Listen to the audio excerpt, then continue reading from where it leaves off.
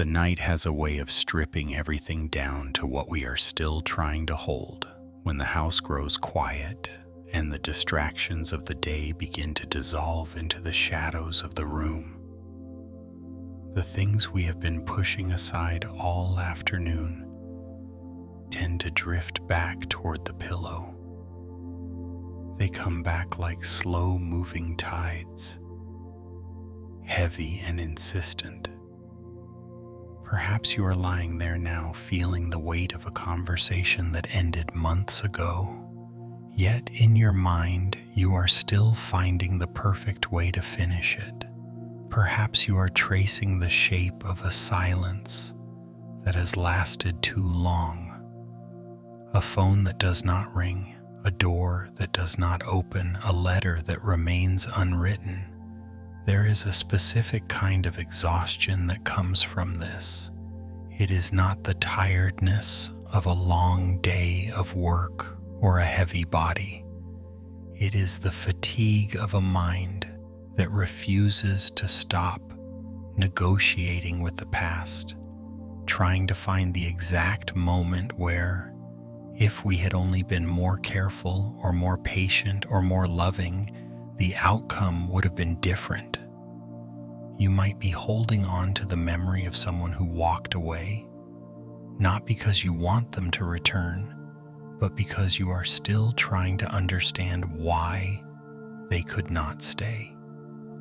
You might be gripping the edges of a grief that feels like a knot you could untie if you just pulled the right thread, or a sickness in a loved one that you feel you could somehow manage if your care were just a little more precise, your visits a little more frequent, your rituals more sacred. It is a heavy habit, this vigilant love. It is the belief that if we stay awake enough, if we watch the horizon closely enough, if we refine our goodness until it is flawless, we can protect the things we cherish from the natural decay of time and the independent will of other people. We treat our devotion like a shield, thinking that enough sacrifice can act as a tether, keeping the people we love, the health of our families, and the stability of our lives from drifting into the places we cannot follow. But tonight, there is no need to hold so tightly.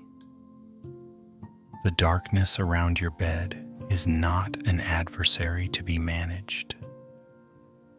It is not a space where you must remain on guard to ensure that tomorrow arrives as you have planned. The night does not require your supervision. The stars do not ask for your permission to shine, and the tide does not wait for your command to retreat. There is a profound, quiet truth in the way the world moves without our interference.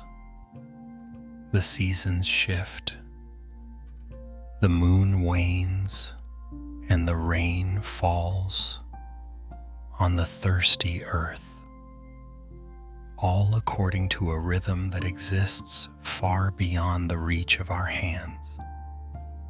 I am here with you in this stillness, not here to tell you how to fix the broken pieces or how to find the strength to move on. I am not here to offer you a map out of your sorrow or a way to rewrite the chapters that have already closed. I am simply here to sit with you in the weight of it. I am here to acknowledge the ache of the unreturned love, the sting of the unanswered message, and the quiet tragedy of the things that simply could not be saved, no matter how much heart you poured into them. There is a certain dignity in the surrender we often find in the late hours of the night. It is a recognition that some things are simply beyond our command. We can water the vine, but we cannot force the bloom. We can love a person with everything we are, but we cannot force their heart to beat in rhythm with our own. We can care for the dying with the utmost tenderness, but we cannot command the breath to stay. Tonight, let us look at these things not as failures of our will, but as the natural boundaries of being human. There is a peace that begins to settle when we stop trying to bridge the unbridgeable distances. It is a peace that comes from seeing the limits of our own power and realizing that even within those limits there is still room to rest. As you lie here, let the tension in your shoulders begin to loosen just a little. Let the grip you have on these outcomes, these people, and these memories soften. You do not have to solve the mystery of why things happened as they did. You do not have to prepare for the challenges of tomorrow by rehearsing them now. All you have to do is be present in this breath, in this bed, in this quiet room. The world will continue to turn, whether you are watching over it or not. The people you love will continue their journeys, whether you can follow them or not. The outcomes you seek will unfold in their own time, whether you can influence them or not. And you, here in the safety of the dark, are allowed to let go. You are allowed to set down the burden of being the one who holds it all together.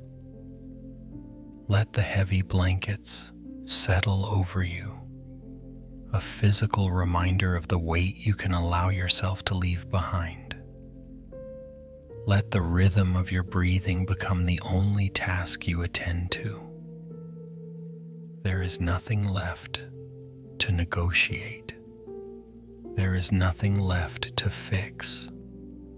There is only the soft, steady pulse of the night and the permission to simply exist without the need to control, without the need to command, and without the need to hold on. As we move through these stories, we will walk through gardens and laundry rooms, through repair shops and hospital corridors. We will encounter those who, like you, have spent much of their lives trying to command the uncommandable. We will sit with their efforts and their eventual quiet realizations. We will see that while love can be fierce and much, it does not have to be a struggle for possession. For now, just breathe. Let the night hold you as you learn to hold yourself with much less force. The stories are coming, and they will meet you in the stillness. You are safe to rest. You are safe to let the world be as it is. Story 1: The Gardener and the Unyielding Vine. The monastery garden at night holds a specific kind of silence, the kind that feels heavy and wet, like a blanket of damp wool draped over the earth. It is a silence that does not just sit, it breathes. Under the pale, silvered light of a waning moon, The world is reduced to textures, the rough grit of granite, the cold smoothness of river stones, and the deep, yielding scent of turned soil. Brother Luke moved through this silence with a slow, practiced rhythm. His footsteps were light, avoiding the gravel paths to keep the stillness undisturbed, though his mind was far from still. In his hands he carried a small cedar bucket, its wood darkened by years of use, filled with water that had been sitting cool in the shadows of the tool shed. Beside him, resting on a low stone wall, was a coil of soft jute twine, the fibers frayed and smelling faintly of dried grass. He was heading toward the north courtyard, the corner of the monastery that felt the sharpest bite of the autumn chill. This was the place where the shadows pooled deepest, and where the stone walls rose high and unyielding, blocking the long, warm reach of the afternoon sun. It was a place of shade, a place of dampness, a place where the light arrived only in brief, hesitant fragments. And it was here, tucked against a crack in the ancient gray masonry, that Luke had planted the vine. It was a beautiful thing, even in its struggle. Its leaves were a deep, lustrous green, thick and waxy, shaped like small, reaching hands. But the vine was not meant for this corner. It was a creature of light, a vine that required the relentless, burning energy of a southern exposure to truly flourish, to thicken its stem and produce the heavy, sweet clusters of fruit it was capable of. Here, in the northern shadows, it was merely surviving, stretching its pale, spindly tendrils upward in a desperate, elongated search for a sun that would not come. Luke reached the vine and set the cedar bucket down with a muted thud. He knelt, the dampness of the earth seeping through the fabric of his work trousers, a cold sensation that pressed against his knees. He looked at the plant, and his heart felt the familiar tight ache of a task left unfinished. He picked up a small hand trowel and began to work at the base of the vine. The soil here was heavy, clogged with bits of slate and decomposed leaf litter. He began to loosen it, digging small, careful pockets around the primary roots. He was trying to aerate the earth to make it easier for the roots to breathe, as if by making the ground more perfect, he could somehow trick the plant into ignoring the lack of light. He worked with a meticulous, almost frantic devotion.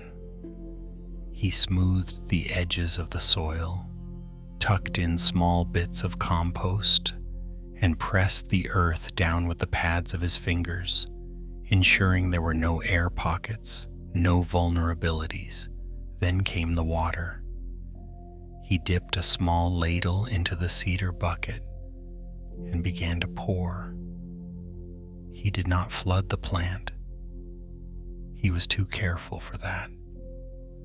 Instead, he let the water trickle slowly, a thin, steady stream that darkened the soil from a dusty to a rich, bruised umber. He watched the water disappear into the cracks, imagining the moisture traveling down into the dark, searching for something the sun could not provide.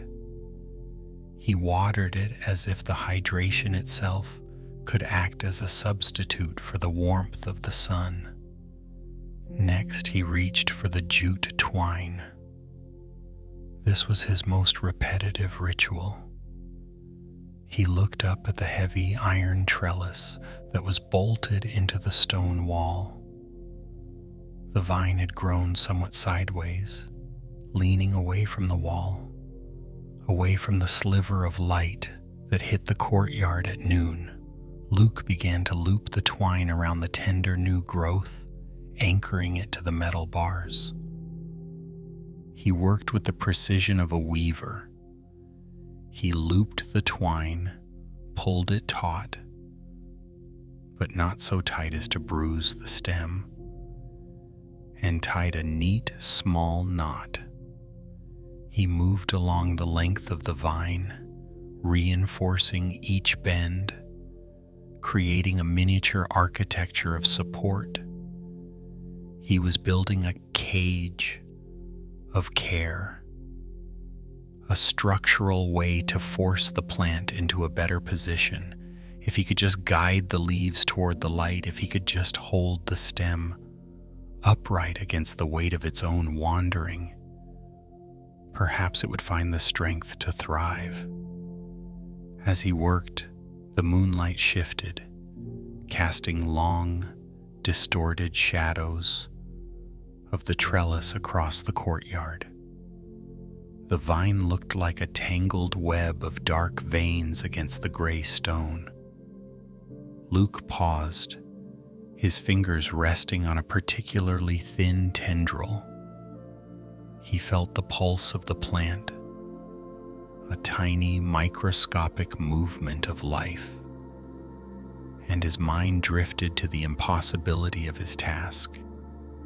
He knew in the quiet, logical part of his brain that the sun and the soil were not things that could be negotiated with. He knew that the north courtyard would always be cold, and that the stones would always cast their long, heavy shadows. He knew that no amount of meticulous watering, no amount of perfectly placed twine, no amount of midnight devotion could change the fundamental nature of this place. Yet, he continued. He found another stem that was drooping and began the process of looping and knotting once again. There was a specific kind of exhaustion that came with this kind of care. It was not the physical tiredness of a day spent digging or hauling, but a spiritual fatigue, a weariness born from the effort of holding something together that was naturally drifting apart. He was trying to bridge the gap between what the vine was and what it needed to be. He was trying to use his own vigilance to compensate for the earth's indifference. He looked at his hands. They were stained with dark earth and smelled of wet jute and cedar.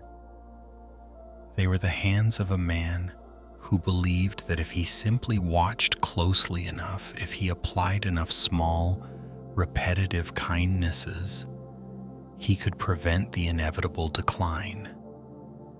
He treated the vine's struggle as a personal failure of his own stewardship. To let the vine wither would be to admit that his care had a boundary. To let it fail would be to acknowledge that some things, the most beautiful, most promising things, are simply subject to the limits of their environment.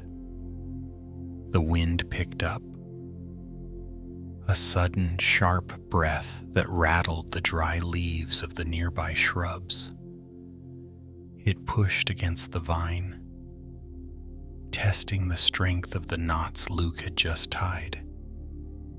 The plant swayed, a heavy, uncertain motion. Luke reached out, his hand hovering near the leaves, instinctively wanting to steady it, to shield it from the very air that was part of its world. He stood up slowly, his joints stiff from the kneeling.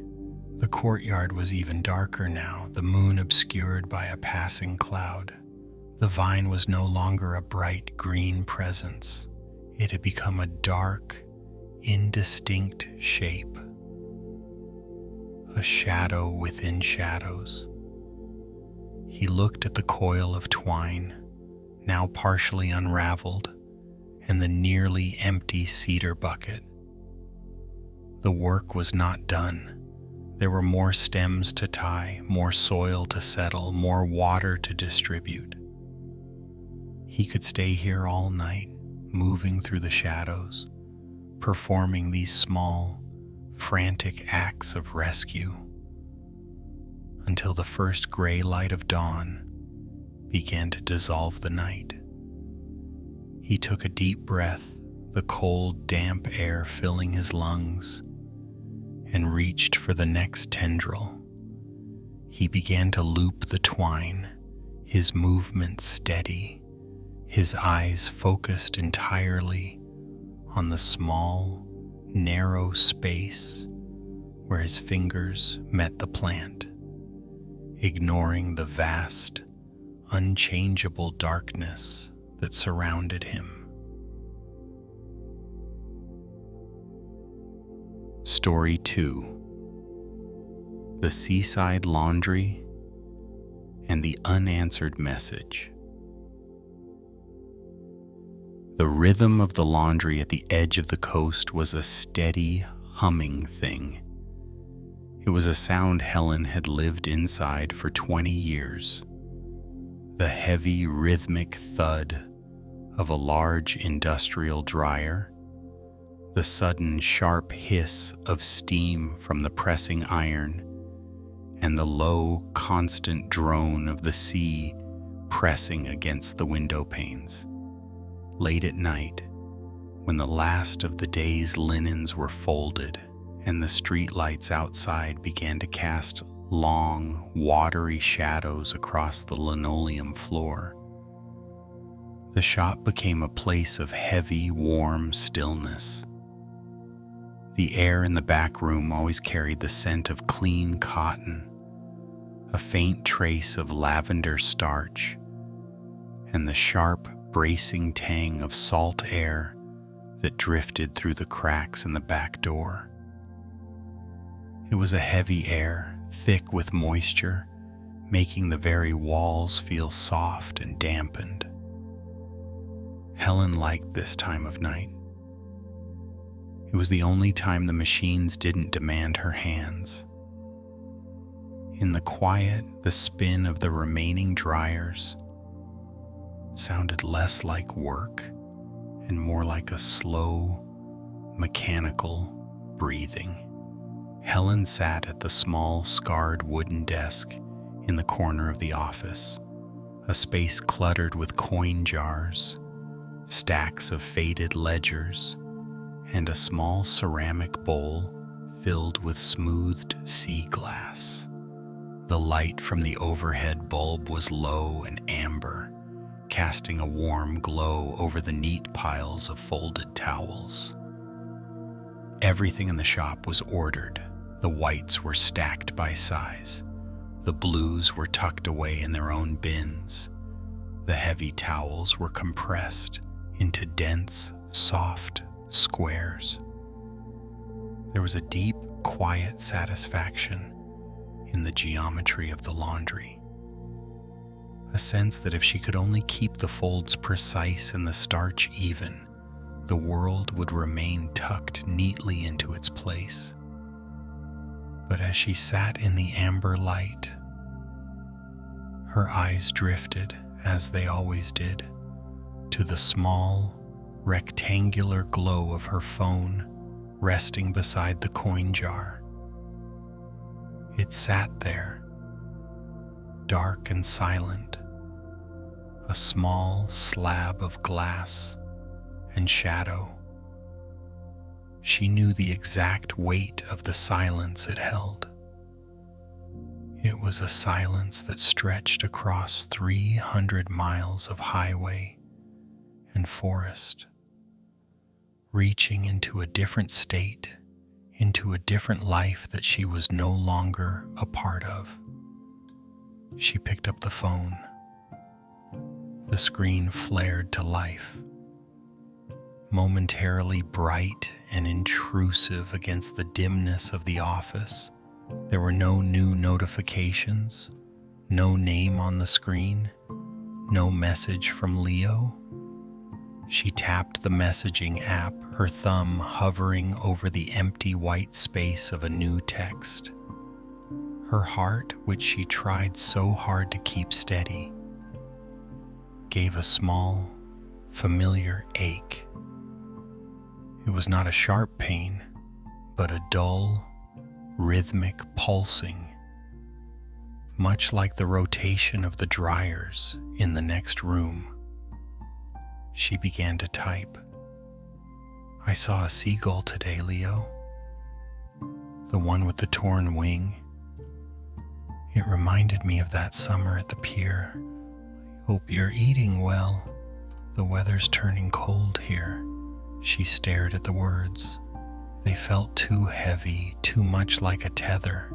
She deleted them, her thumb moving with a practiced, frantic grace. "Just checking in. No need to reply if you're busy. Just wanted you to know I'm thinking of you." She frowned. That sounded too much like a plea. It sounded like a person waiting by a door. She deleted that too, leaving the screen a blank, sterile white. She found herself rewriting the same sentiment in a dozen different ways, searching for a combination of words that would act as a key. She was looking for a specific frequency of tenderness, a precise arrangement of vowels and consonants that would bypass his silence and reach him. She imagined the text appearing on his screen in the middle of his day, a small burst of warmth that would make him pause, soften, perhaps even feel the pull of the shore. She thought that if she could just find the right way to say, "I miss you," without actually saying it, if she could frame her longing as mere observation or casual interest or gentle maternal concern, he might find it easy to answer. She tried again. "The shop is quiet tonight. The tide is coming in. I made that lemon cake you liked. There is plenty left if you ever find yourself passing through." She paused, her breath catching in the salt-thick air. This one felt better. It was an invitation, not a demand. It was a piece of the home she still maintained, a piece of the warmth he had left behind. She stared at the cursor blinking steadily, a tiny rhythmic heartbeat in the center of the screen. She imagined him reading it. She imagined him looking at the empty chair at the kitchen table and feeling a sudden sharp pang of the life he had outgrown. She hit send. The small whoosh of the sent message felt incredibly loud in the quiet shop. She set the phone back down, face down, close enough to the coin jar that it was almost part of the still life. She stood up and walked to the back door, pushing it open just a crack. The night air rushed in, cold and damp, smelling of decaying kelp and deep churning water. The sound of the ocean was a low tectonic rumble. She leaned her forehead against the cool wood of the door frame and closed her eyes.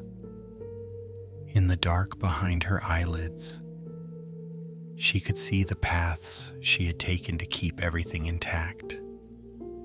She could see the way she had polished the floors, the way she had pressed the linens until they were crisp enough to snap, the way she had kept the house exactly as he had left it, as if a sudden, unannounced return might be made possible by the preservation of the scenery.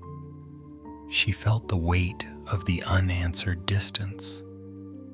It was a physical thing, a heavy, invisible thread stretched taut between the laundry shop and a small apartment in a city she had never visited. She was pulling on that thread every night. With every carefully worded message, every silent prayer, every meticulous chore. She believed in the quietest, most exhausted part of her soul, that if she stayed vigilant enough, if her love remained consistent and unblemished by resentment, the thread would eventually pull him back.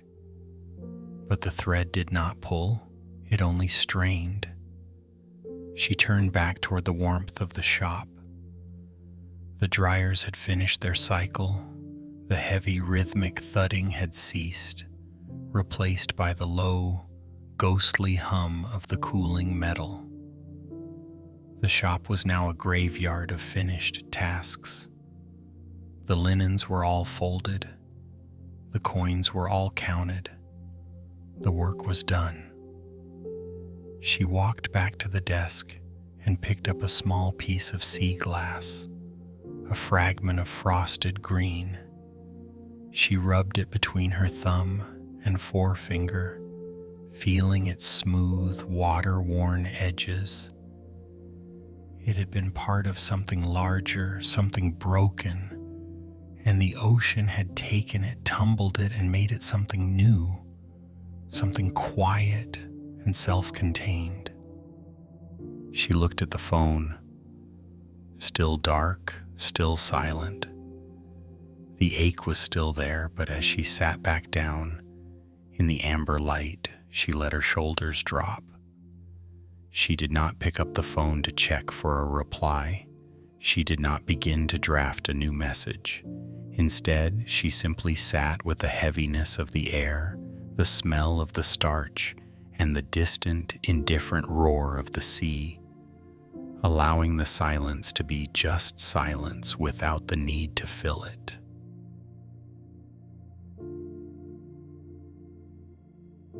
Story 3. The Watchmaker's Silent Regret.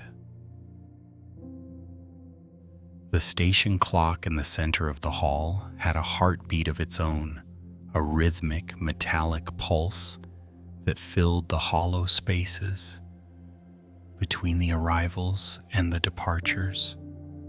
For Ethan, that sound was the only constant. It was a heavy, mechanical breathing that seemed to anchor the very floor beneath his feet. In his small workshop, tucked into a narrow alcove just off the main platform, the air always smelled of fine machine oil, aged brass, and the faint, metallic scent of cold winter air creeping in through the heavy station doors. Ethan sat hunched over his workbench, the light from a single low slamping lamp casting a warm amber circle onto the scarred wood. His world was measured in millimeters, and the microscopic tension of mainsprings. He worked with brass tweezers, his hands steady only because the work required it to be so. When he held a tiny gear, he held something that obeyed the laws of physics. If a tooth was bent, he could nudge it back. If a pivot was dry, a single drop of oil would restore its life. There was a profound, quiet dignity in things that could be fixed. There, at least, the outcome was a matter of patience and precision. But as the evening train rumbled into the station, shaking the glass panes of his shop window, Ethan's mind drifted away from the escapement of the pocket watch before him. It drifted toward a different kind of time, a time that had stopped, not because a spring had snapped, but because the gears had simply ceased to mesh. He remembered the way the light used to hit the station platform in late autumn, a pale, honeyed glow that made the departing passengers look like ghosts passing through amber. He remembered Clara. He remembered the way she used to stand by the edge of the platform, her coat collar turned up against the draft, waiting for the 6:05. There had been a season when they existed in the pauses between those trains, brief, shared moments of warmth in the middle of a frantic, moving world. He looked down at the watch in his hands. It was an old piece, a silver-cased chronometer with a cracked crystal.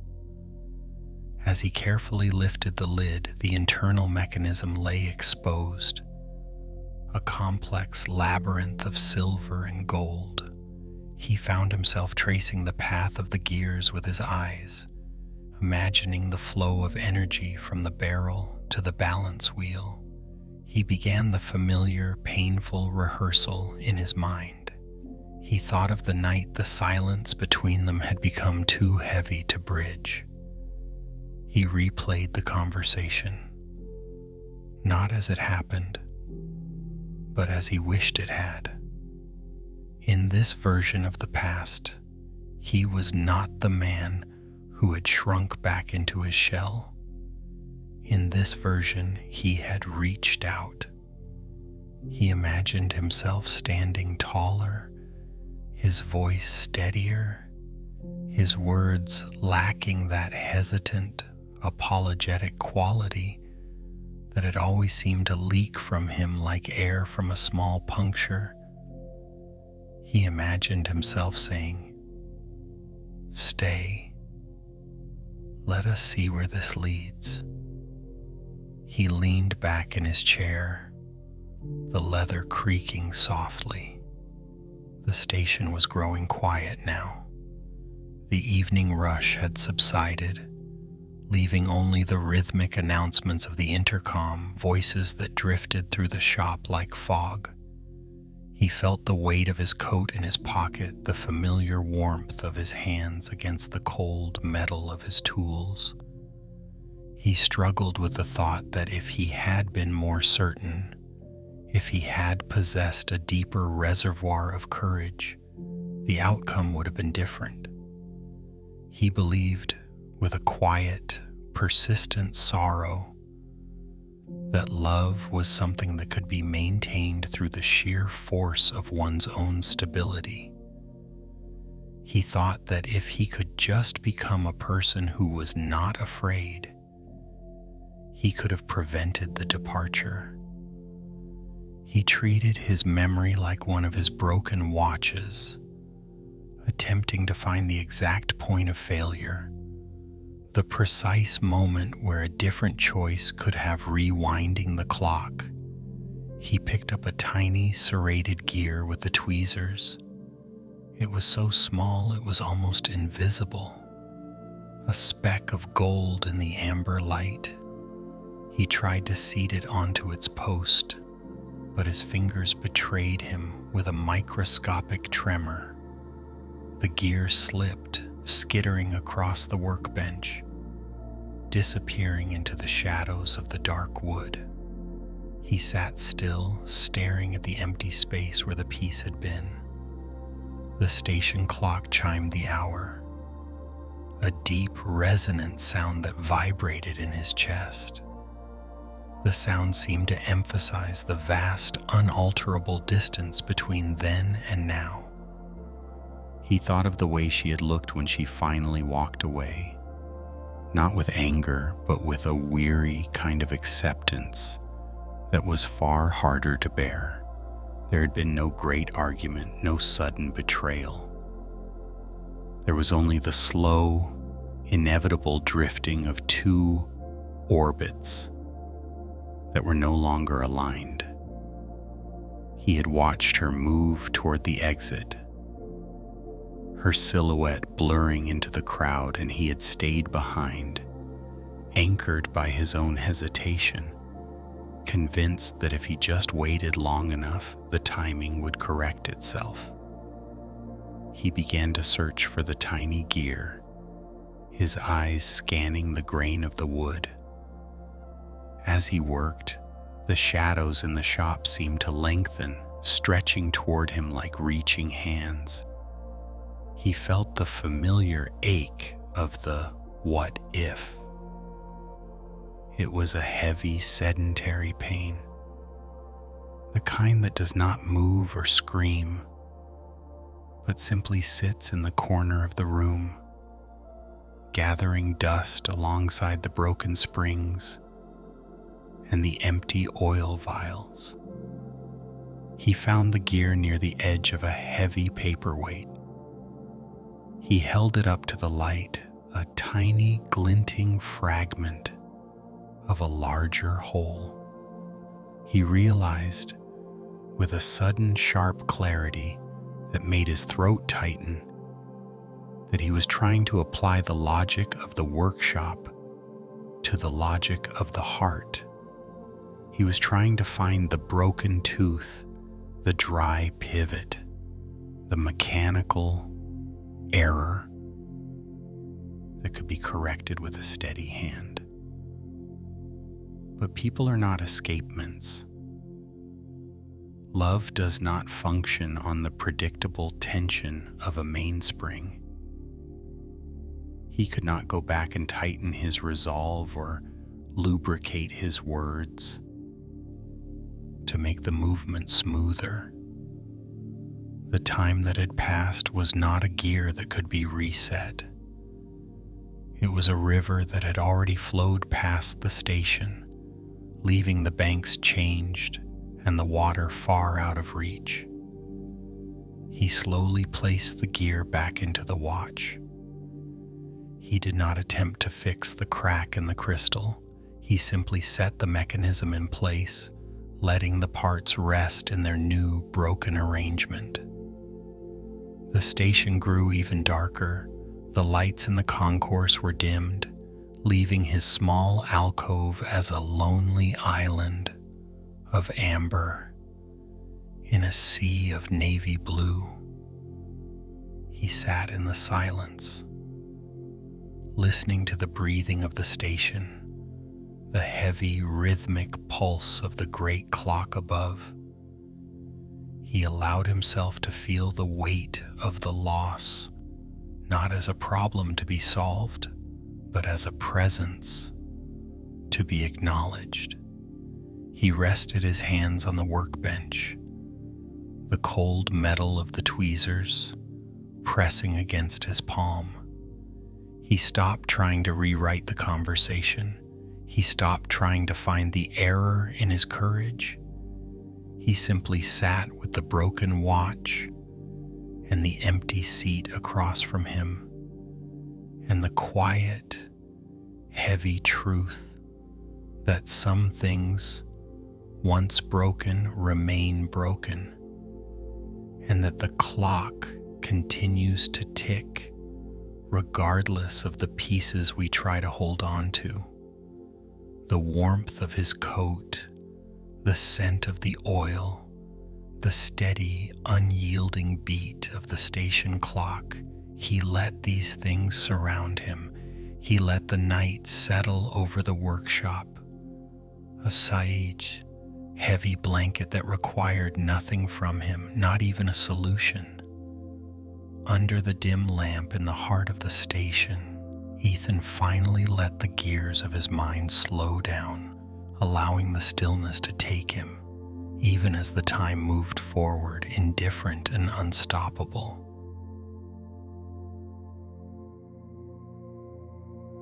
Story 4. The Hospice Kitchen and the Fragility of Care.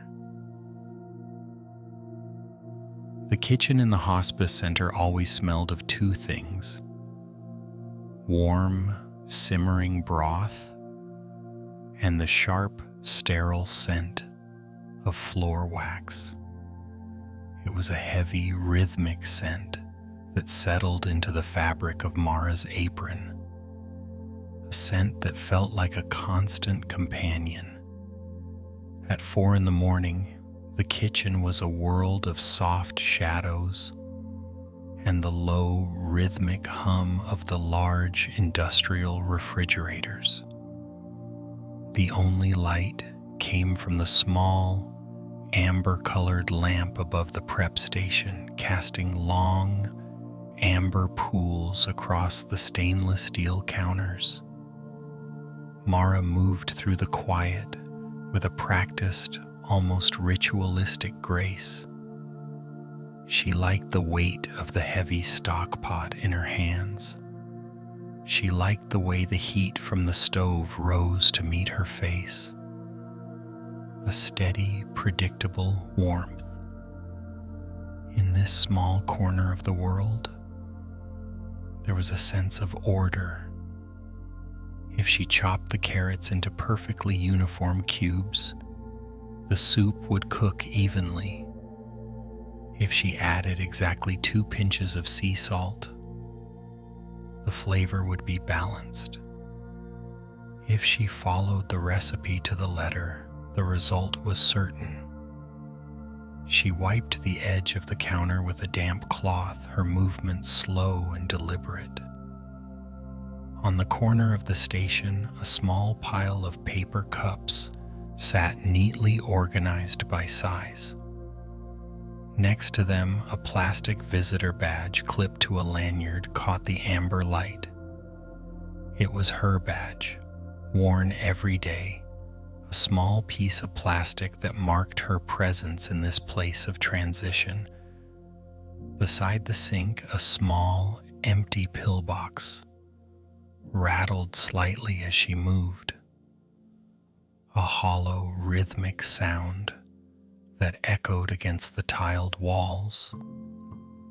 The steam from the simmering vegetable broth rose in thick, white plumes swirling toward the ceiling. Mara watched the steam, her eyes tracing its unpredictable paths. The steam was beautiful, but it was also something she could not grasp.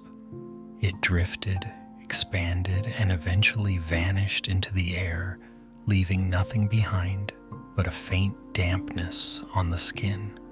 Her mind, however, was not in the kitchen. It was 3 hallways away in room 212. She thought of the small plastic tray she had prepared for her father earlier that evening. She thought of the way she had carefully arranged the pieces of soft fruit, the melon, the peach, the berries, in a perfect circle, hoping that the color would invite him to eat. She thought of the way she had checked the labels on his medication 3 times, ensuring the timing was precise, ensuring that the routine was unbroken. For months, Mara had been constructing a fortress of care around him. She had built it out of nutritious broths, of organized schedules, of gentle, rhythmic visits, and of a relentless, quiet vigilance. She believed, with a fervor that kept her awake during her own lonely hours, that if she could only make the care perfect enough, the decline would halt.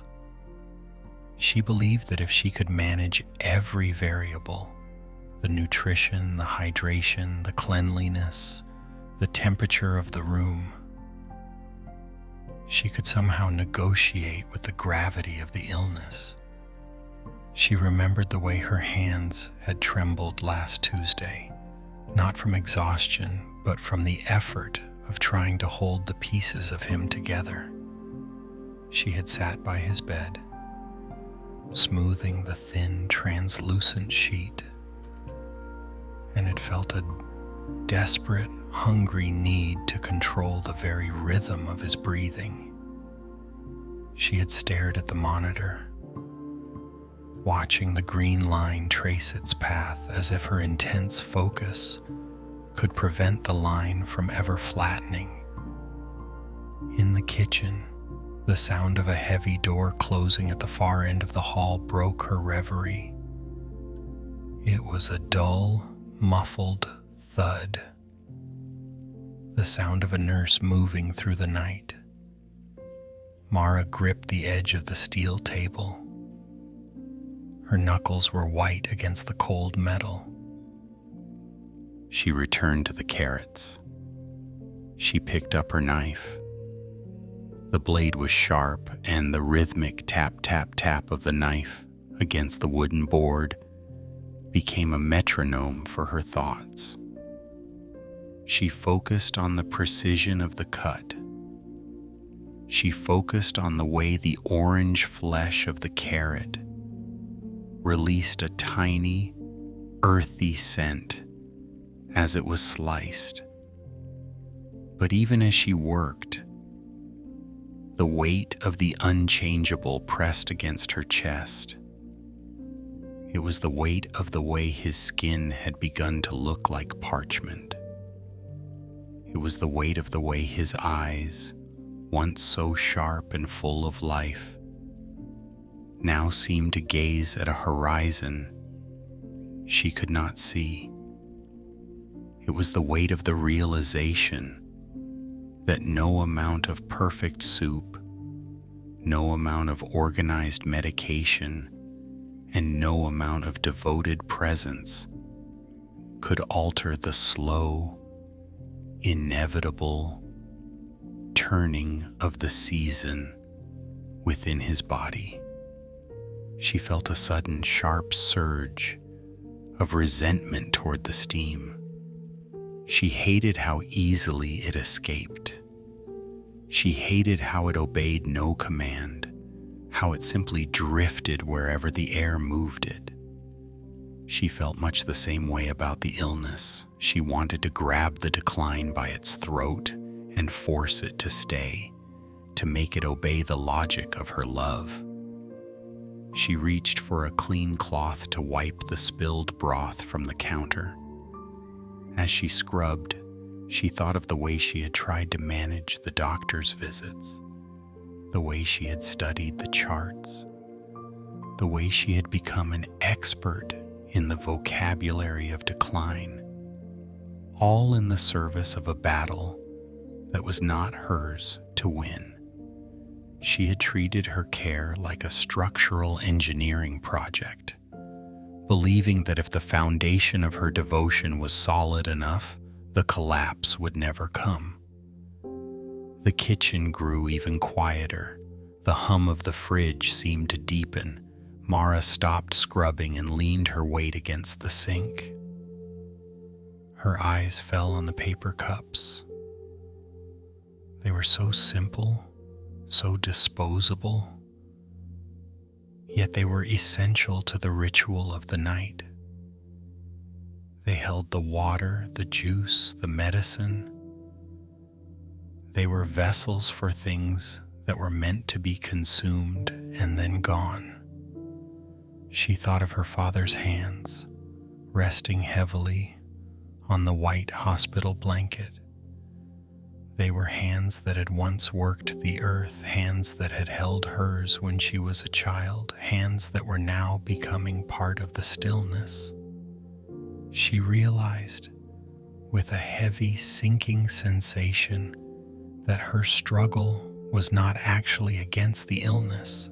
Her struggle was against the loss of her own influence. She was mourning the loss of her power to make things stay. She looked back at the pot of broth. The liquid was dark and rich, a deep amber color. It had been simmering for hours, the heat slowly extracting the essence of the vegetables, the herbs, and the bones. The process could not be rushed. If she turned the flame higher, she would only scorch the bottom.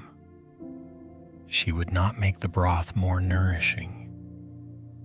The transformation required time, and time was the one thing she could not command. A small, quiet thought began to stir in the back of her mind, as faint as the scent of the herbs in the steam. It was a thought that didn't offer a solution, but rather a different way to stand in the room. It was the thought that perhaps the care did not need to be a way to prevent the end, but could simply be a way to honor the middle.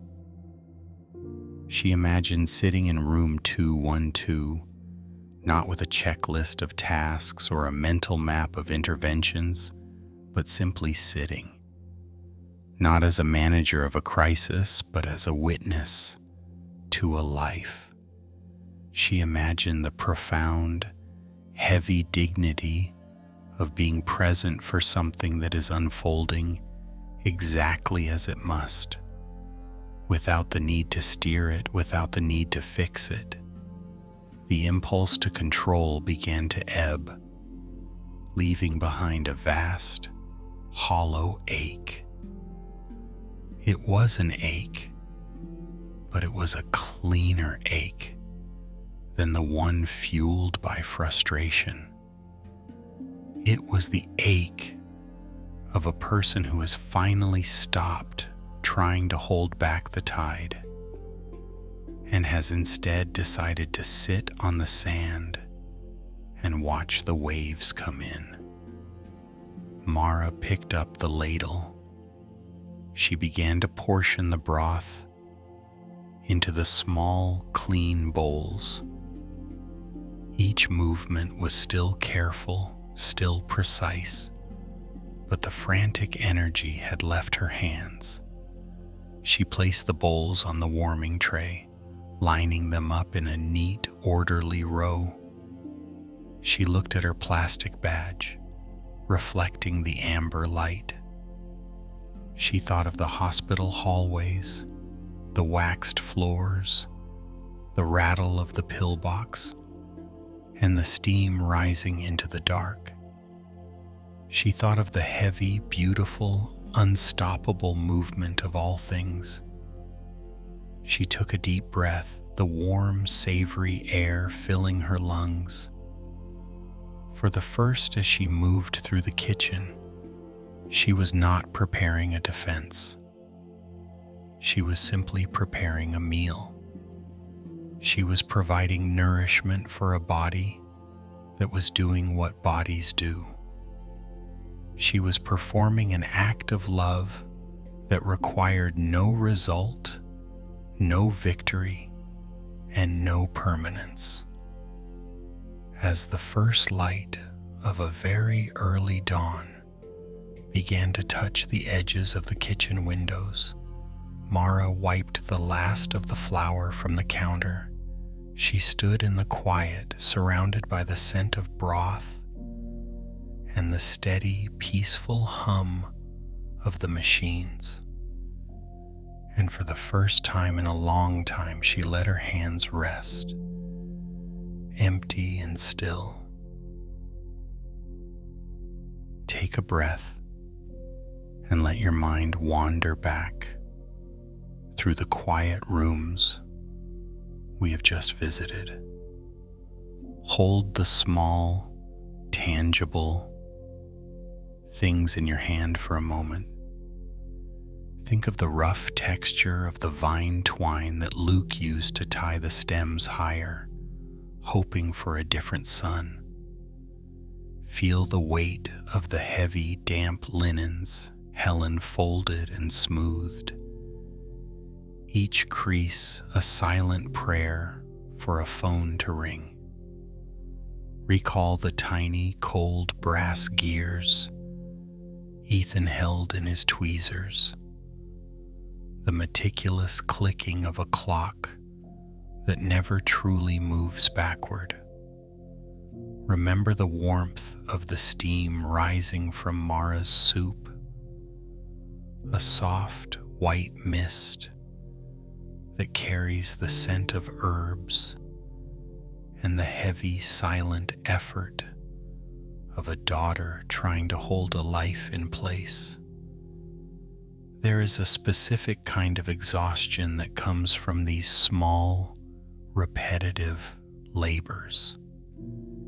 It is a tiredness that lives deep in the marrow, born from the belief that if we only tend the garden with enough devotion, the season will change to suit us.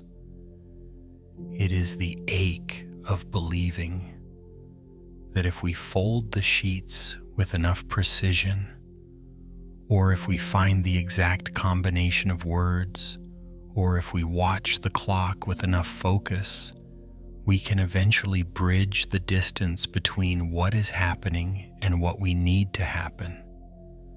We carry a hidden, quiet hunger within us, a hunger to believe that love is a form of leverage. We want to believe that if our care is sincere enough, if our vigilance is steady enough, or if our sacrifice is large enough, we can eventually command the outcome. We treat our affection like a currency, hoping that by pouring enough of ourselves into a person, a situation, or a memory, we can purchase a resolution. We think that if we can just outwork the tragedy, or outlast the silence, or outlove the distance, we will finally reach a place of safety where nothing can be lost. It is a heavy way to live, tending to a garden of shadows, trying to tether the wind with twine. It is the heavy, unceasing work of trying to be the architect of things that were never meant to be built by our hands alone. We treat our grief as a problem to be solved through more effort, as if the soul could be managed with the same discipline we use to mend a sleeve or clean a window. But tonight, let us look at these objects again, not as tools of control, but as simple acts of presence. The twine is just twine. The sheets are just linen. The gears are just metal. The steam is just water and heat. They do not demand a result. They simply exist in the moment of their making. Let the tension of that hidden belief begin to soften. You do not need to be the guardian of every outcome. You do not need to be the one who makes the silence end or the illness depart. The work you have done, the care you have given, the love you have offered, the ways you have tried to hold on, has not been wasted. It has been real. It has been a profound expression of your humanity. But you can now lay down the heavy responsibility of needing that love to be returned in the shape you imagined. You can release the idea that your devotion must earn a specific victory. As you lie here, let the heavy weight of the if only begin to dissolve. If only I had stayed, if only they had answered, if only the timing had been different.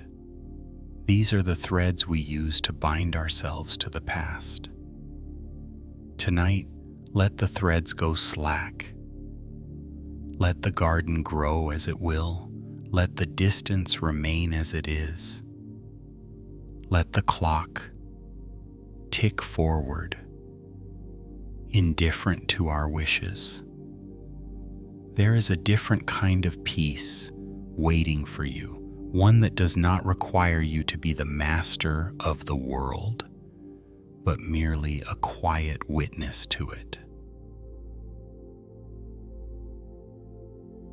Story 5. The Ferryman's Heavy Oars. The river at 3 a.m. does not move so much as it breathes.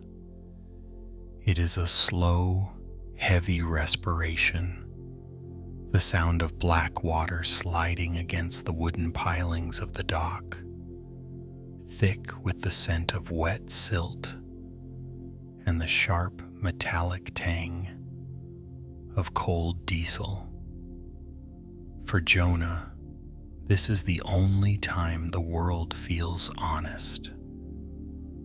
The light of the small town has gone dim. The street lamps have surrendered to the mist, and there is only the rhythmic, low thrum of the ferry's engine and the pale, amber glow of the lantern hanging from its hook. Jonah moves through the pre-dawn shadows with a heavy, practiced grace. His hands, calloused and stained with the permanent grit of hemp rope and grease, know every inch of the deck. He knows the exact way the frost settles on the iron railing, turning the metal into something brittle and biting. He knows the way the deck planks groan under the weight of the engine's vibration. But more than anything, Jonah knows the weight of the water. He moves toward the bow, his boots making soft, rhythmic thuds against the wood. He carries a small coil of spare line, the fibers rough and biting against his palms. As he walks, his eyes instinctively drift toward the edge, toward the places where the river meets the dark. It is a habit he cannot break, a movement of the neck and eyes that has become as much a part of him as his own breathing. He reaches the knot that secures the heavy mooring line. He stops. He does not simply glance at it. He leans into it. He reaches down, his fingers searching for the integrity of the weave, checking for any fraying, any minute sliver of hemp that has begun to unravel under the strain of the tide. He pulls at the loop, testing the tension, his eyes narrowing in the dim lantern light. He is looking for a flaw that isn't there, searching for a way to tighten the certainty of the world. It has been 5 years since the winter night when the river decided to be unpredictable.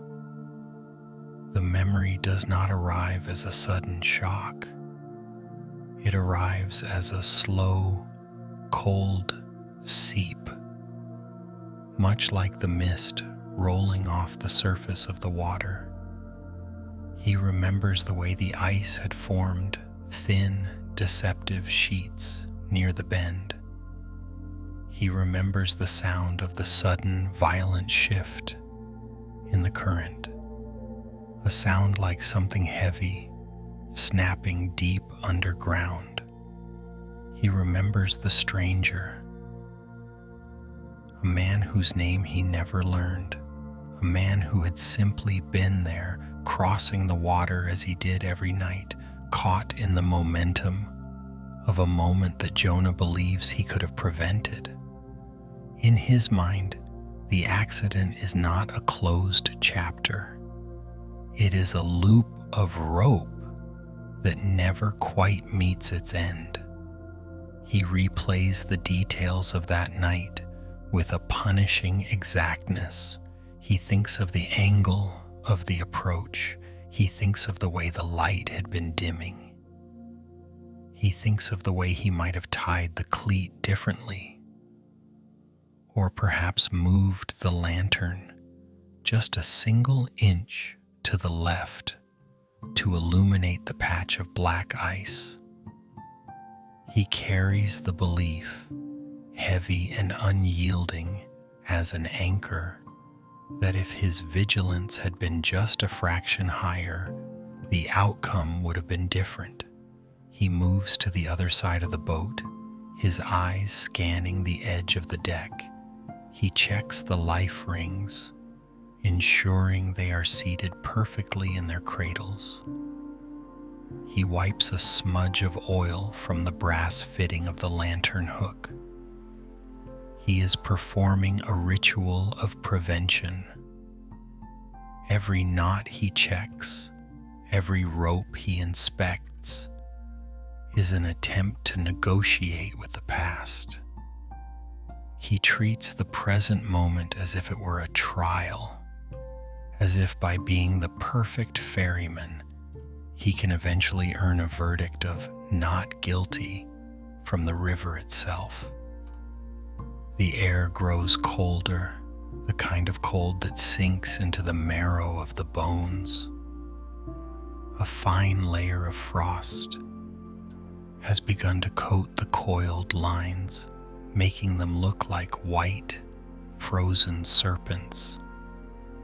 Jonah reaches out and touches one of the thickest ropes. The texture is biting, a sharp reminder of the physical world. He finds himself obsessing over the tension of the mooring. He adjusts a loop, pulls a strand taut, his jaw set in a hard line. He is trying to control the chaos of the current by mastering the stillness of the boat. He looks out into the dark expanse of the river. There is no moon tonight, only the thick, suffocating velvet of the night sky. The water is an abyss, swallowing the light of his lantern without a trace. He imagines the weight of all that water, the sheer, unmanaged force of it, moving unseen beneath the surface. It is a force that does not care about his precision. It does not care about his care. It does not care about the sincerity of his watchfulness. Yet he cannot stop. He moves back to the engine, checking the levels, his movements precise and almost frantic in their neatness. He cleans a small spill of oil from the deck with a rag, rubbing until the wood shines, erasing the mark as if the very existence of a mistake is an affront to his soul. He is a man trying to build a fortress out of knots and heavy canvas, trying to create a space where nothing unexpected can ever happen again. The river continues its slow, indifferent breath. The mist thickens, blurring the line between the water and the sky, creating a world that feels small, contained, and claustrophobic.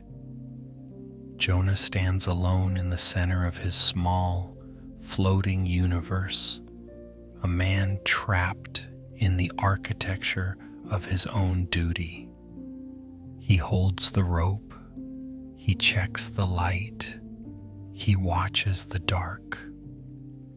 waiting for a night that will finally allow him to believe that the knot is tight enough that the boat is safe and that the river has finally been mastered. But the river remains, deep and silent, moving with a purpose that requires no witness and a power that no amount of careful knotting can ever truly hold. He stands there, a solitary figure in the amber glow, still searching the shadows for a way to mend what has already passed into the dark. Story 6. The Music Teacher's Broken Harmony. The hallway in the Oak Ridge Assisted Living Center always smelled faintly of lemon wax and something much older, the scent of dust settling on things that have been lived in for a very long time. Clara walked this corridor every Tuesday evening, the weight of her canvas tote bag pulling steadily at her shoulder. Inside, the edges of her sheet music were beginning to soften from humidity. The crisp notes of the middle school woodwind repertoire curling slightly at the corners. She could feel the rhythmic thud of her footsteps against the linoleum, a steady metronomic beat that felt far more stable than the silence she was walking toward. In her left hand, she carried a paper cup. The coffee inside had long since surrendered its heat, leaving behind a bitter, lukewarm liquid that tasted of stale beans and exhaustion. She took small, careful sips, using the warmth to anchor herself as she approached room 212. Clara was a woman who understood rhythm. As a music teacher, her entire life was built on the precision of timing, the careful placement of a rest, and the absolute necessity of harmony. She knew that if a flute played a fraction of a second too late, the entire movement lost its soul. She brought this same instinct into her family. She approached the fracture between her parents as if it were a piece of music that had simply been transcribed incorrectly. A series of misplaced accidentals that, if she could just find the right way to arrange them, might finally resolve into a major chord. She reached the door and paused. Before entering, she checked her phone. A single notification sat on the screen, a missed call from her father, followed by a text from her mother that simply read, "Did you remember the peppermint tea?" She sighed. A small, private sound that disappeared into the hum of the building's ventilation. Entering the room, Clara was met with the soft, amber glow of the bedside lamp. Her mother, Rose, was sitting in the wingback chair by the window, her silhouette framed by the twilight pressing against the glass. On the small side table sat a folding wheelchair, its metal frame gleaming coldly under the light, a reminder of the narrowing world that lived within these four walls. "I brought the tea," Clara said, her voice dropping into that gentle, practiced register she used when she was trying to soothe the student through a difficult concerto. "And the music?" Rose asked, not turning her head, her eyes fixed on the darkened trees outside. "I have the scales and the new movements for the spring concert. I thought we could look at them together." Clara began the ritual. She moved through the room with a quiet, organized efficiency. She set the paper cup down, unwrapped the tea packets, and straightened the pile of papers in her bag. This was her way of orchestrating peace. If the room was tidy, if the tea was the correct temperature, if the schedules were aligned, perhaps the tension in her mother's shoulders would loosen. Perhaps the silence between her parents would stop feeling like a wall and start feeling like a bridge. She had spent the last 3 years acting as a human conductor. She was the one who sent the carefully drafted emails to her father, reminding him of her mother's upcoming doctor's appointment. She was the one who coordinated the Sunday afternoon phone calls, smoothing over the awkward silences where neither of them knew how to speak of the years lost to resentment. She managed the logistics of their separation as if it were a complex orchestral score, ensuring that neither side felt too much weight or too much neglect. "Your father called earlier," Rose said, her voice thin and brittle. Clara felt the familiar tightening in her chest, the sudden instinctive urge to check her mental calendar. "Was it about the medication change? I can call him tomorrow morning. I have his new number saved under Dad Updated." "He didn't call about medicine, Clara. He called to ask if you'd seen the photos from the garden."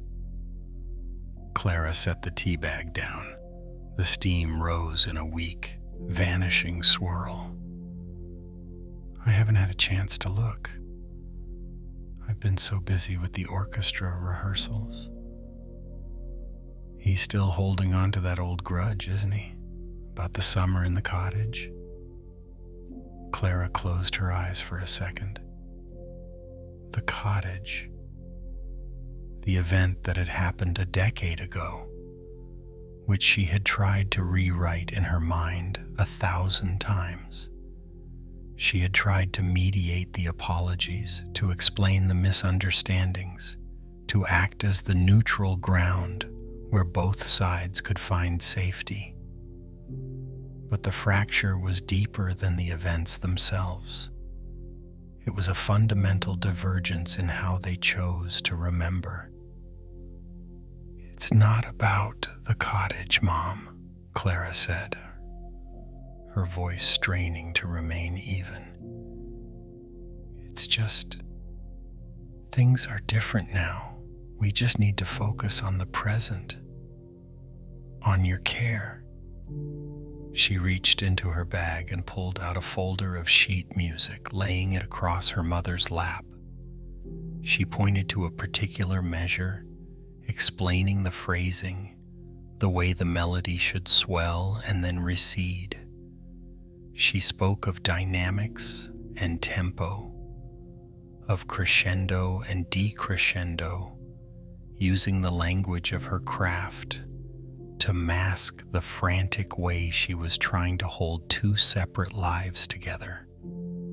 As she spoke, the phone in her pocket vibrated. It was a voicemail.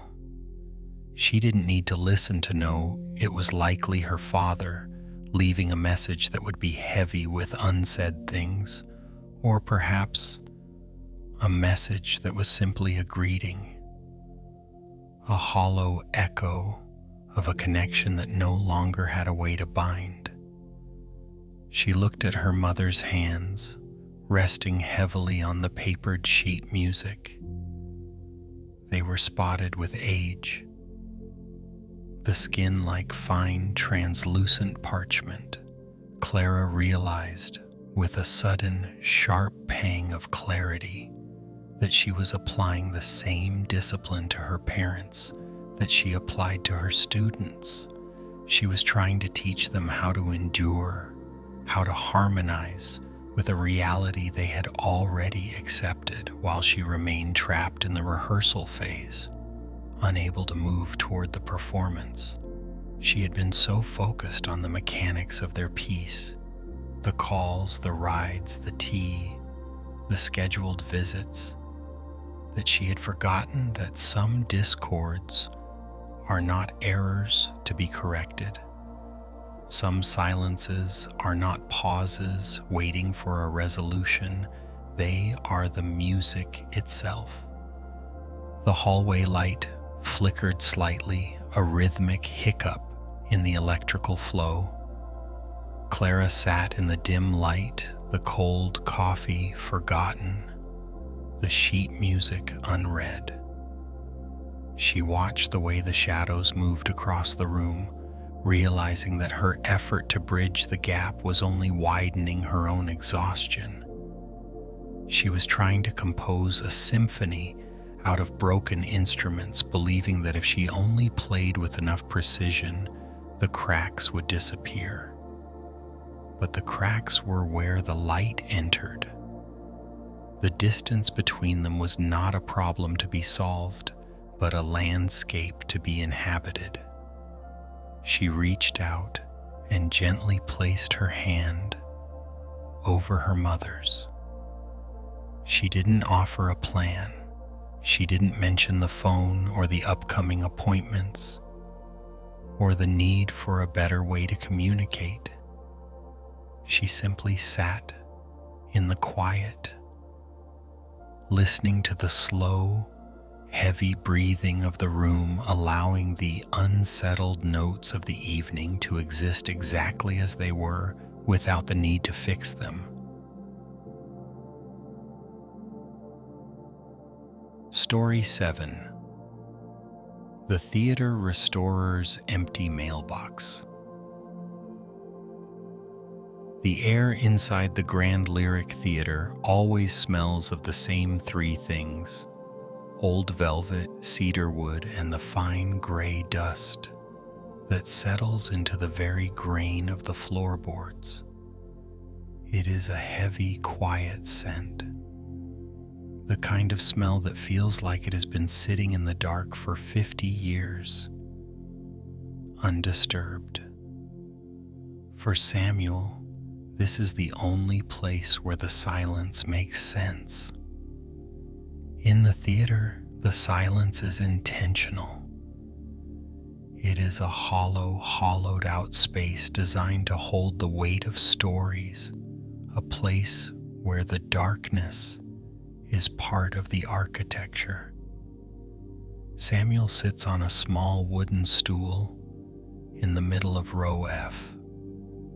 The light from his single work lamp casting a tight amber circle around his hands. He is working on a seat from the 1940s, a heavy, ornate thing with armrests that once felt like luxury and now feel like tired bone. His task is slow, repetitive, and deeply tactile.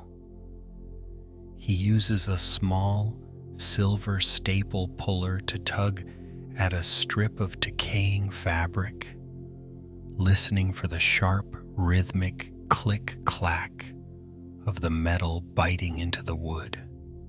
He moves with a deliberate, careful precision. He cleans the old mahogany frame with a soft cloth, wiping away the layers of decades, trying to find the original luster beneath the grime. He replaces the worn padding with fresh, dense foam, smoothing it out until the surface is even and taut. He even spends hours on the small details, the brass end caps that have tarnished to a dull brown, polishing them until they catch the lamp glow just enough to remind him of what they used to be. There is a comfort in this kind of repair. In the theater, if something is broken, there is a protocol. You find the missing screw, you replace the frayed spring. You tension the fabric until it is tight enough to hold. There is a beginning, a middle, and a finished state. The wood responds to the sandpaper. The staple holds when the pressure is applied. The world of the grand lyric is a world that can be mended provided you have enough patience and the right tools.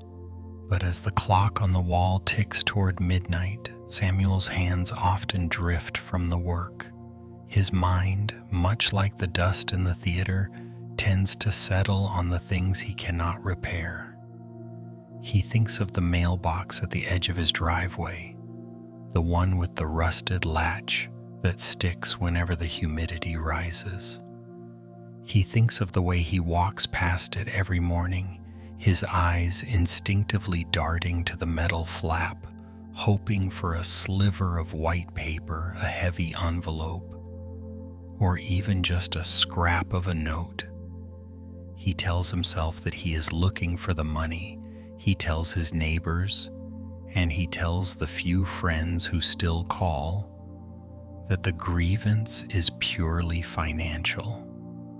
He speaks of the debt with a certain clinical coldness, as if he were merely discussing an unpaid utility bill or a misplaced tool. He says he wants the repayment of the $3,000 his brother David took before the car was sold and the phone number changed.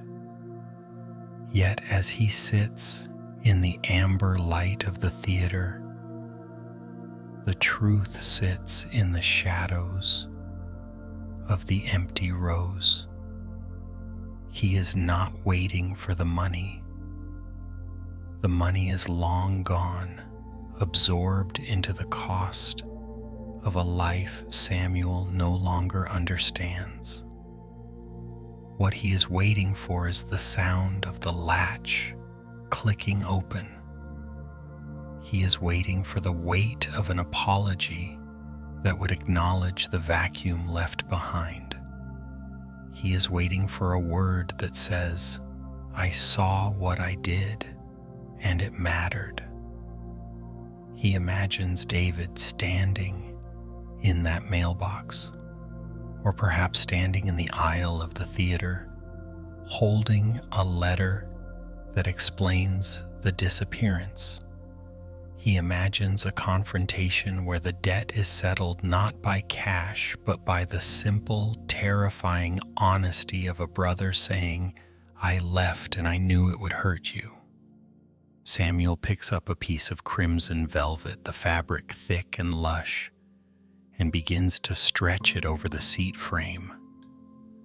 He works the fabric around the edges, tucking it into the crevices with a blunt wooden tool. His movements are forceful, almost aggressive.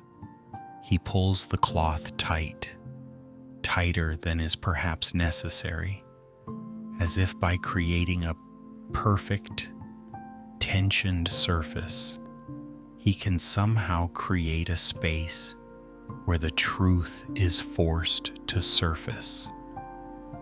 He treats the velvet with the same intensity with which he treats his resentment. He bolsters the armrests, replaces the springs, and reinforces the joints, all while the phantom weight of that unanswered question presses against his chest. The theater is vast, and the empty seats stretch back into the darkness like an army of silent witnesses. Each one is a vessel for a memory of a crowd that is no longer there. He looks down the long, dark aisles and sees not just the chairs, but the ghosts of every person who sat there, every moment of shared laughter or collective gasp. He wonders if they too carry things that cannot be mended. He wonders if they too sit in the dark, staring at the empty spaces where someone they loved used to be. The work is lonely, but it is a controlled loneliness. He can control the grit of the sandpaper. He can control the depth of the polish. He can control the exact placement of every staple. But he cannot control the silence from the driveway. He cannot control the way David's departure rewrote the map of their shared childhood. He cannot control the fact that some wounds do not scab over. They simply become part of the landscape, like the weathered wood of the theater seats. He leans back, his fingers stained with dust and old wax. The lamp flickers slightly, a small movement of light in the vast, heavy gloom. He looks at the seat he has just finished, the red velvet gleaming, the shape perfect, the tension absolute. It is a beautiful, sturdy thing. It is ready to hold someone. It is ready to support the weight of a stranger, but it is hollow inside, just like the theater and just like the space in his heart where the apology should be. He picks up the staple puller again.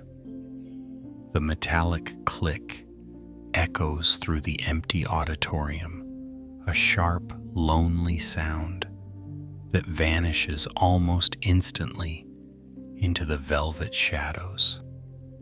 He continues to work, moving from one seat to the next, repairing the outward appearance of a world that remains fundamentally unaddressed.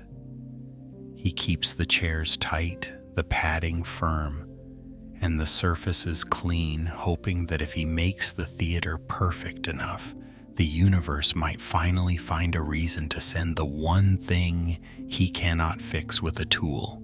He waits in the dark, craftsman of the visible, while the invisible remains stubbornly, silently, out of reach.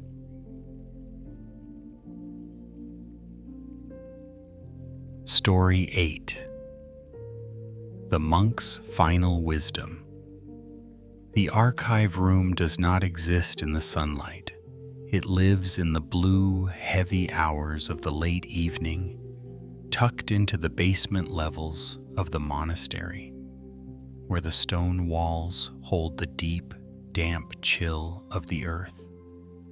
Here, the air is thick with the scent of old things, the dry, vanilla sweetness of decaying paper, the sharp, metallic tang of a dying lamp, and the faint, clean smell of rain soaking into the courtyard stones far above.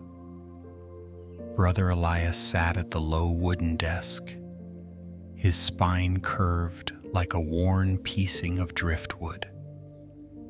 The only light came from a single oil lamp, a small brass vessel that cast a pool of amber warmth onto the desk, leaving the corners of the room in a soft, velvety blackness.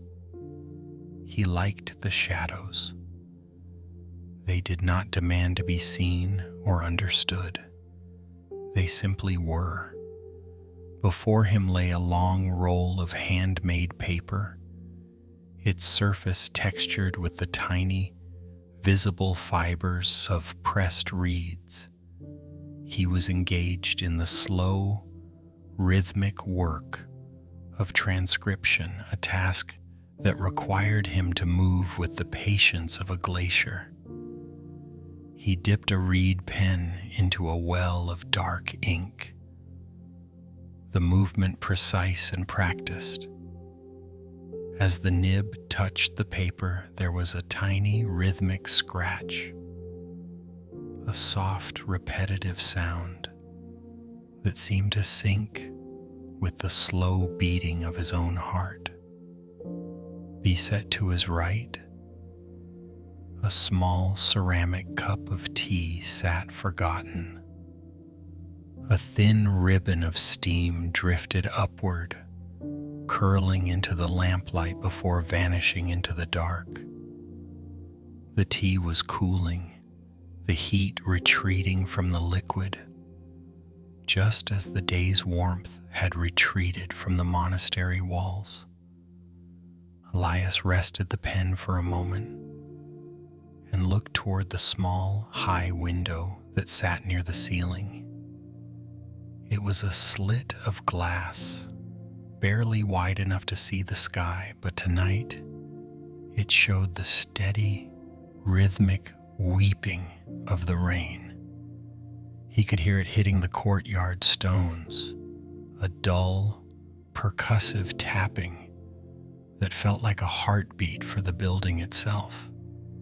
He knew that out there, in the dark, the garden was drinking. The soil was absorbing the weight of the storm, and the stones were turning dark and slick. There was no need for the stones to ask why the rain fell. They simply accepted the weight of it.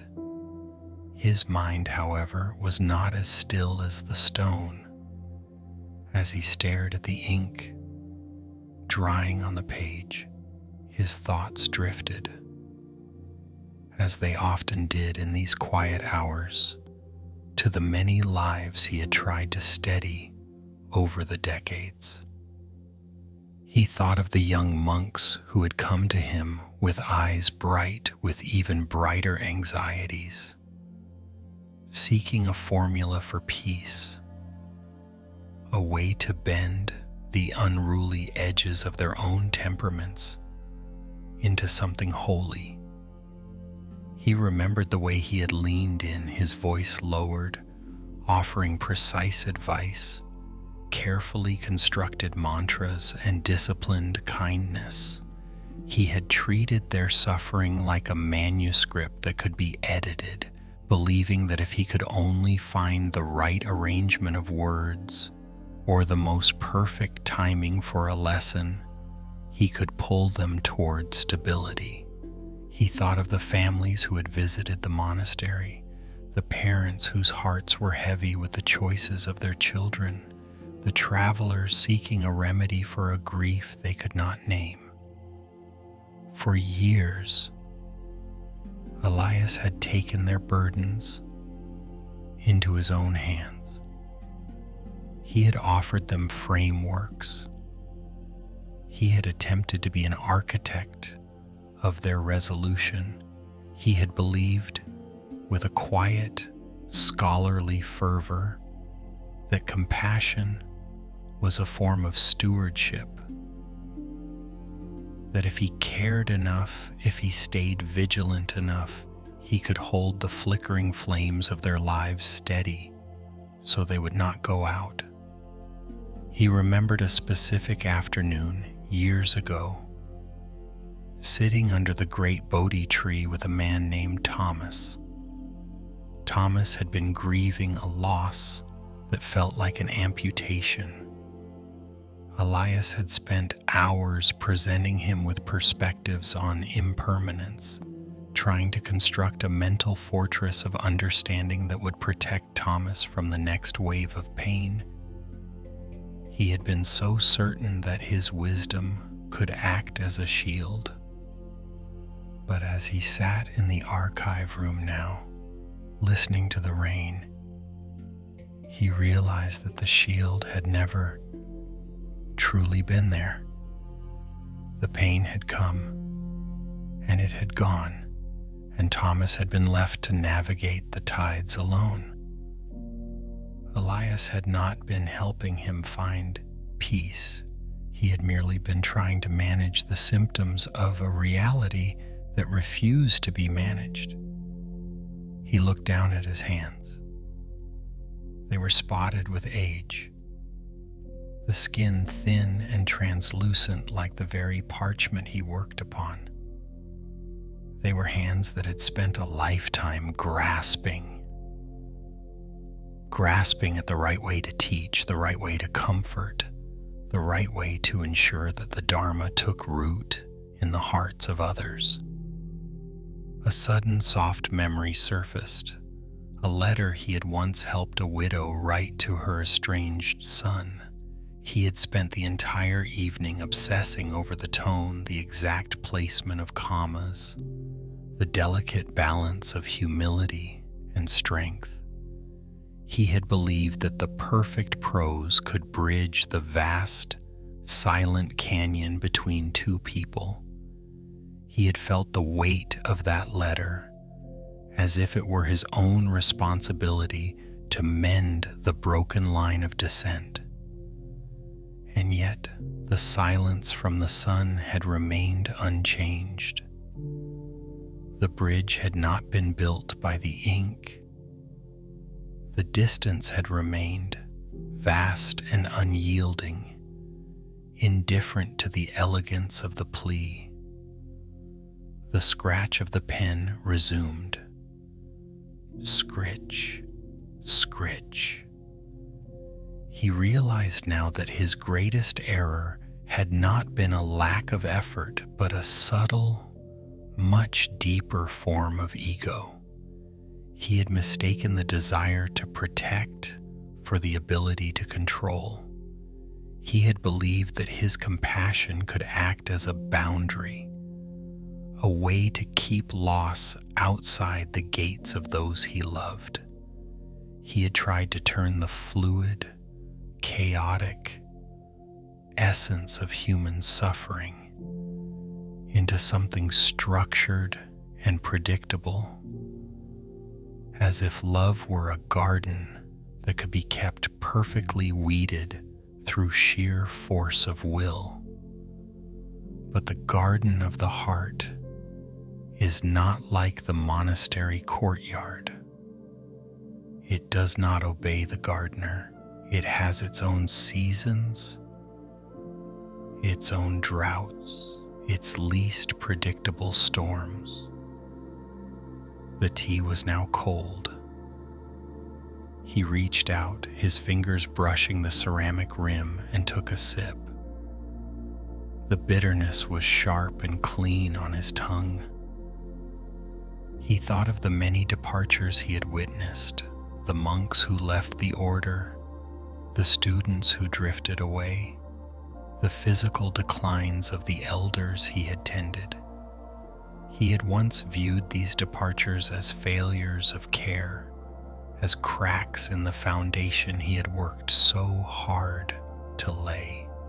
But tonight, in the blue-black silence of the archives, he saw them differently. He saw that the departure was not a failure of the Dharma, but the Dharma itself in motion. The leaf does not fail the tree when it falls. It simply completes its season. He looked at the ink on the page. It was dark, permanent, and settled. It had been placed there by his hand. Yet once it touched the fibers, it became something independent of him. It was no longer his intention. It was simply the mark. A profound, quiet lightness began to settle in his chest, replacing the old, tight knot of responsibility. He saw that true compassion was not about holding something steady, but about being able to stand beside it as it moves, as it breaks, and as it fades. It was not about preventing the wind from blowing, but about learning the texture of the air as it passes through the trees. He did not need to be the architect of anyone else's peace. He only needed to be a witness to the unfolding. The rain in the courtyard began to slow, transitioning from a heavy downpour to a gentle rhythmic dripping from the eaves. The sound was softer now, less a percussion and more a whisper. Elias wiped the nib of his pen with a small cloth. He began to tidy his workspace, moving the inkwell, the paper, and the cooling tea with a slow, unhurried grace. There was no rush to finish. There was no need to prepare for tomorrow. He blew out the flame of the oil lamp. As the light vanished, the room did not become empty. It simply became whole. The darkness was not a void to be feared or filled, but a soft, encompassing blanket that held everything: the old papers, the cooling tea, the damp stone, and his own tired body, in a state of unconditional acceptance. He sat in the dark, listening to the last few drops of rain hitting the earth, letting the weight of his years rest, unmanaged and unheld, in the quiet, beautiful uncertainty of the night. Let the lantern hook settle into its place. Let the small metal click of the latch be the final sound of the day's work. The light is no longer needed to search for what was lost in the shadows, and the hook is strong enough to hold nothing but its own stillness. Think of the heavy velvet dust that clings to the empty seats of the old theater, resting in the quiet dark where no one is watching. It does not need to be swept away tonight. It simply exists, a soft, gray layer of time settling over the wood and the springs, undisturbed by the need for an apology or a return. It is enough for the dust to be. It is enough for the theater to be silent. Consider the cooling tea in a ceramic mug, the steam no longer rising, the warmth retreating slowly into the ceramic walls. The tea does not need to be hot to be tea. It does not need to be sweetened or stirred or perfect to fulfill its nature. It simply rests, yielding its heat to the air, becoming part of the quiet room. Think of the light from a wheelchair moving slowly down a dim hospital corridor, a small, moving circle of clarity in a vast, shadowed space. The light does not stop the shadows from being there. It does not command the hallway to be shorter or the night to be less heavy. It only illuminates the path that is currently underfoot. One small, flickering inch at a time. Gather all these things now: the heavy twine of the garden, the folded, crisp linens of the laundry, the intricate, tiny gears of the watch, the steady, rhythmic steam of the kitchen. Gather the ache that comes from trying to love more skillfully than life allows. Gather the exhaustion of believing that if you could only find the right word or the right medicine or the perfect moment of vigilance, you could hold the world in a shape that does not hurt. You have spent so much of your strength trying to be the architect of endings. You have tried to build walls against grief and bridges over distance, believing that your devotion could serve as a command to the heart and the clock. But the night is here to tell you that the walls have already fallen and the bridges have already crossed. There is no more work to be done in the supervising of outcomes. The river still flows, whether you watch the currents or not. The vines still grow, whether you tie them or let them wander. The people you love are moving through their own seasons, through their own silences, through their own unanswerable distances, and you cannot reach them by holding your breath. Let the grip loosen, not because the things you lost have been found, but because your hands are too tired to keep making fists. Let the tension in your shoulders drop like a heavy cloak sliding off a chair. There is a profound mercy in realizing that you are not responsible for the resolution of every wound. You are not the keeper of every unfinished story. The world is vast, and much of it is moving entirely outside of your reach. The tides do not ask permission. The seasons do not wait for your consent. The hearts of others are their own wild, private landscapes, and you are allowed to stop trying to map them. You are allowed to stop trying to settle their debts or heal their departures. As you lie here, let the weight of your body be your only responsibility. Feel the mattress supporting you, a steady, unmoving earth. There is nothing left to fix. There is nothing left to wait for. The outcomes you have been guarding are already settled in the hands of the night. You can let them go.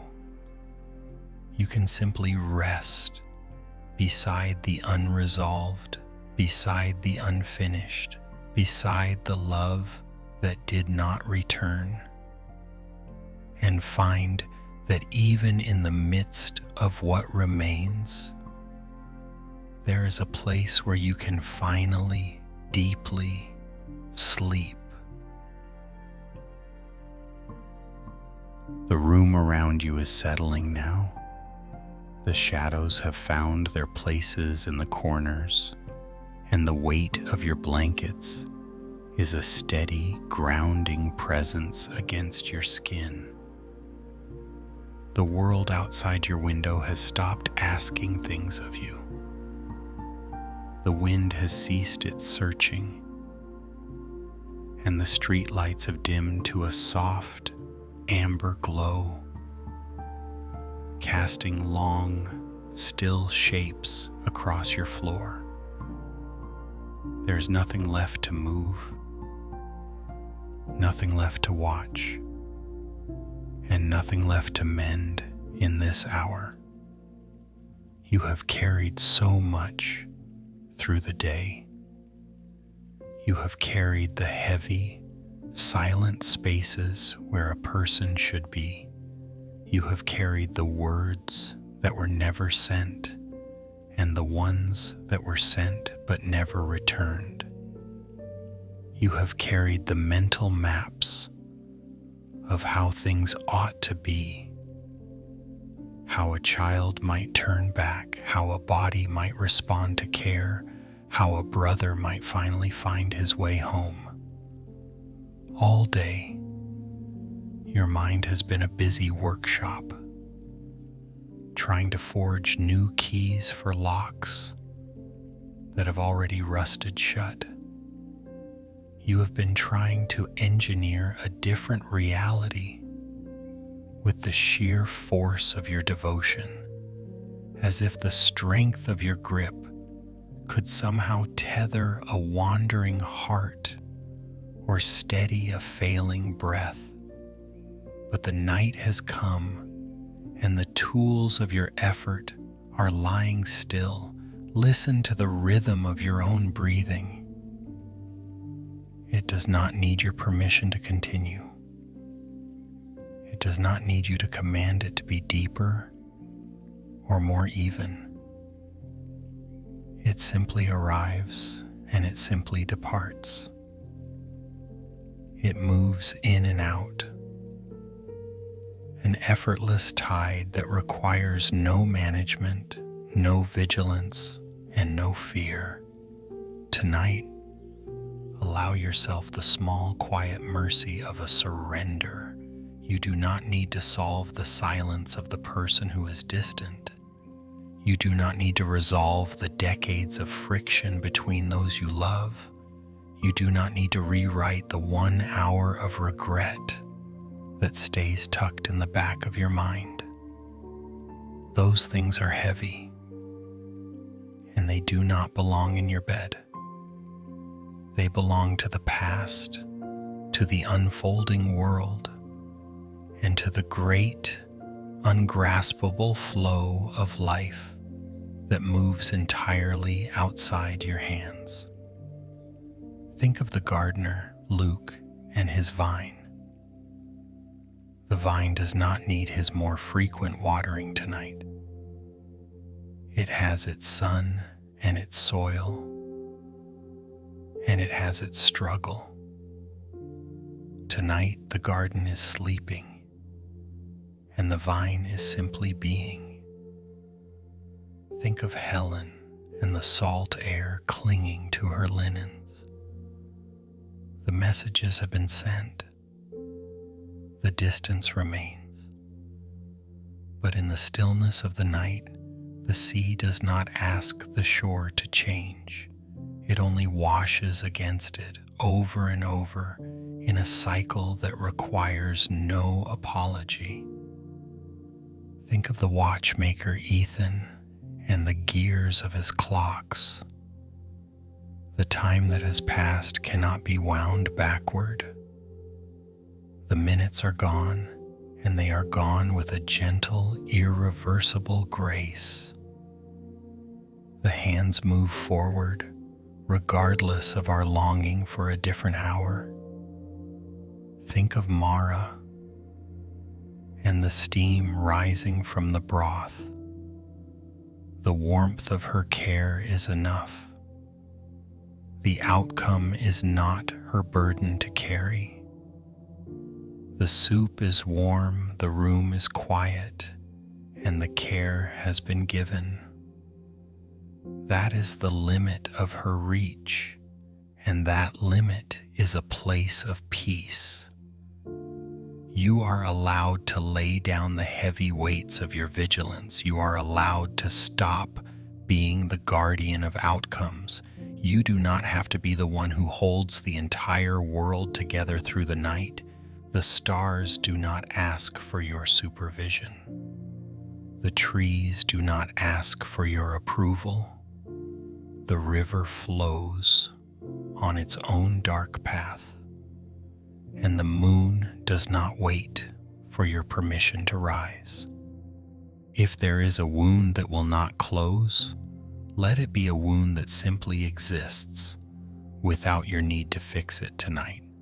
If there is a love that did not return in the shape you desired, let it be a love that stays in the past, leaving you free to inhabit this moment of rest. If there is an illness or an absence that feels like a void, let the void be a space where you can simply breathe without the pressure to fill it. There is a profound, quiet strength in realizing that you are not the architect of everything. There is a vast, open freedom in admitting that some things are simply beyond your command. When you stop trying to force the heart to bend, you find that your own heart can finally soften. When you stop trying to manage the timing of the world, you find that you can finally sink into the timing of your own rest. The things you cannot control are still there. They will be there when the sun rises. They will not be healed by your wakefulness, and they will not be resolved by your grief. But they do not need you to stay awake for them. They do not need you to suffer on their behalf. Let the blankets be your boundary. Let the darkness be your shelter. Let the stillness of the room be your permission to let go. Everything that was never yours to hold is now being released into the night. The people, the outcomes, the memories, and the unfulfilled hopes. Let them drift away like autumn leaves on a slow-moving stream. They are moving with the current, and you are safe here, on the bank, in the quiet, in the rest. The work of the day is finished. The struggle of the heart is paused. There is only the breath, the warmth, and the deep, unmanaged peace of this moment. Sleep now. Let the world be as it is. Let the night be enough. Good night.